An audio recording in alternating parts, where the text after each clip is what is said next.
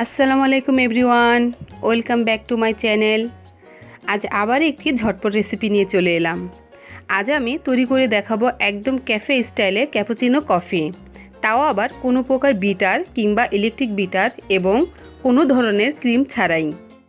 একদম ফ্লোপি cappuccino coffee তৈরি করতে আমার পুরো ভিডিওটি দেখুন এবং ঘরেই তৈরি করে ফেলুন ক্যাফে রেস্তোরাঁর স্টাইলে ফ্লোপি ক্যাপুচিনো কফি।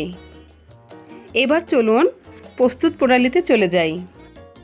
এখানে আমি নেসলে ব্র্যান্ডের কফি নিয়েছি, আপনারা ইচ্ছে করলে যে কোনো ব্র্যান্ডের কফি নিতে পারেন। এখন আমি 2 চামচ কফি নিয়ে নিলাম, আর কফিগুলো কিন্তু একদম দানাদার, এগুলোকে আমি গুঁড়া করে নিব। আপনারা একটি ব্লেন্ডারের সাহায্যে গুঁড়া করে নিতে পারেন কিংবা একটি চামচের সাহায্যেও কিন্তু গুঁড়া করে নেওয়া যায়। দেখুন কফির দানাগুলো আমি একদম গুঁড়া করে নিয়েছি। এই গুঁড়া করে নেওয়ার কারণে আসলে কফিটা মিক্স করতে অনেক সুবিধা হবে। আপনারা যদি ইচ্ছা করেন দানাদার কফি দিয়েও তৈরি করতে পারবেন। এখন আমি একটি বড় বোল নিয়ে নিলাম, আর চেষ্টা করবেন বড় একটি বোল নেওয়ার জন্য, তাহলে কফিটা মিক্স করতে সুবিধা হবে। এখন আমি 2 টেবিল চামচ কফি পাউডার দিয়ে দিলাম, আর এখন দিয়ে দিচ্ছি 4 টেবিল চামচ চিনি। চিনিটা আসলে আপনাদের পছন্দ মতো দিয়ে নেবেন। কফিটা আসলে স্বাদে একটু তেতো হয়, তাই অনেকেই খেতে পারে না, তাই আমি বলবো চিনির পরিমাণটা যদি বাড়িয়ে নেওয়া যায় তাহলে এই কফিটাও খেতেও কিন্তু মিষ্টি লাগবে, তখন তেতো ভাবটা আর থাকবে না। এগুলো এখন আমি একটু মিক্স করে নিচ্ছি। এখন আমি এর মধ্যে 2 টেবিল চামচ নর্মাল পানি দিয়ে দিব, আর একটি হ্যান্ড হুইস্ক দিয়ে আমি খুব ভালো করে বিট করে নিচ্ছি। দেখুন কিছুক্ষণ বিট করার পর এই ফর্মে চলে এসেছে। আমি আরও কিছুক্ষণ বিট করে নিব। আমি প্রায় 5 মিনিটের মতো বিট করেছি। দেখুন কফিটা কিন্তু অনেকটা ফ্লোপি হয়ে এসেছে আর খুব ঘন হয়ে আসছে। আমি এখন আরও 1 চামচ পানি অ্যাড করছি এবং আবারও বিট করে নিচ্ছি। কফি ফ্লোপিটা আসলে নির্ভর করে যতক্ষণ বিট করা যায় তার উপরে। যত বেশি বিট করা যাবে ফ্লোপিটা ততই বেড়ে যাবে। আর আমি এখানে কিন্তু আর এক্সট্রা কোনো উপকরণ দিব না, শুধুমাত্র কফি পাউডার, চিনি এবং কিছু পানি ছাড়া। আর এটা আমি অনেকক্ষণ বিট করে নিয়েছি। দেখুন অনেকটা ফ্লোপি হয়ে এসেছে আর প্রচুর ঘন হয়ে আসছে।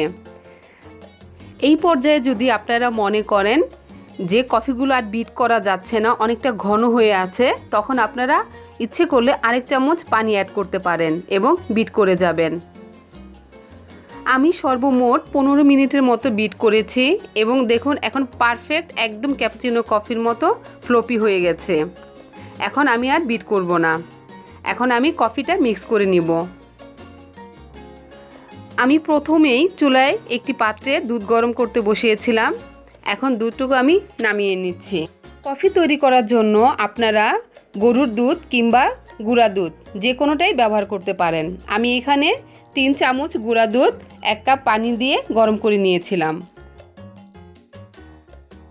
এখন আমি একটি কফি মগ নিয়ে নিলাম, আর কফি মিক্সার থেকে 2 চামচ কফি মিক্সার নিয়ে নেব। আর এখন গরম দুধ ঢেলে দিচ্ছি এবং একটি চামচের সাহায্যে নেড়ে নিব।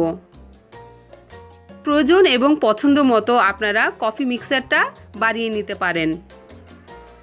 আমার কফি মিক্সারটা হয়ে গেছে, আমি উপরে আরেক চামচ কফি মিক্সার দিয়ে দিব। দেখুন কফিটা কিন্তু একদম কোনো ক্যাফে রেস্তোরাঁর মতোই ফ্লোপি লাগছে, আর এটি কিন্তু একদম একটি পারফেক্ট ক্যাপুচিনো কফি হয়েছে। এই 1 মগ ক্যাপুচিনো কফি দেখতে এবং খেতে দুইভাবেই কিন্তু কোনো ক্যাফে রেস্তোরাঁর চাইতে কম নয়। দেখুন একদমই ফ্লোপি হয়ে আছে এখনো পর্যন্ত, আর এটা খেতেও কিন্তু অনেক স্বাদ হয়েছে। এখানে আমি 2 মগ কফি বানিয়ে নিয়েছি, আর অবশিষ্ট যে কফি মিক্সার আছে তা আমি তুলে রাখছি। এটা ফ্রিজে রাখা যাবে 2-1 দিন পর্যন্ত, এবং এটা দিয়ে আরও প্রায় 3 থেকে 4 কাপ কফি বানানো যাবে। দেখলেন তো, ঘরে বসেই এবং খুব সাধারণ উপায়ে এবং অল্প কিছু উপকরণ দিয়ে একদম কোনো ক্যাফে রেস্তোরাঁর মতো ফ্লোপি ক্যাপুচিনো কফি তৈরি করে ফেললাম। আপনারাও ইচ্ছা করলে আমার ভিডিওটি দেখে প্রত্যেকটি স্টেপ ফলো করে ঘরেই তৈরি করে নিতে পারেন ক্যাপুচিনো কফি। আশা করি আমার এই কফি রেসিপিটি আপনাদের ভালো লেগেছে এবং বাসায় অবশ্যই ট্রাই করবেন। ভালো লাগলে একটি লাইক দিবেন এবং রেসিপি রিলেটেড কোনো কোশ্চেন থাকলে কমেন্টে জানিয়ে দিবেন। আর যারা এখনও আমার চ্যানেলটি সাবস্ক্রাইব করেননি, অনুরোধ থাকবে আমার চ্যানেলটি সাবস্ক্রাইব করে ফেলুন। তো সবাই ভালো থাকবেন, সুস্থ থাকবেন। আল্লাহ হাফেজ।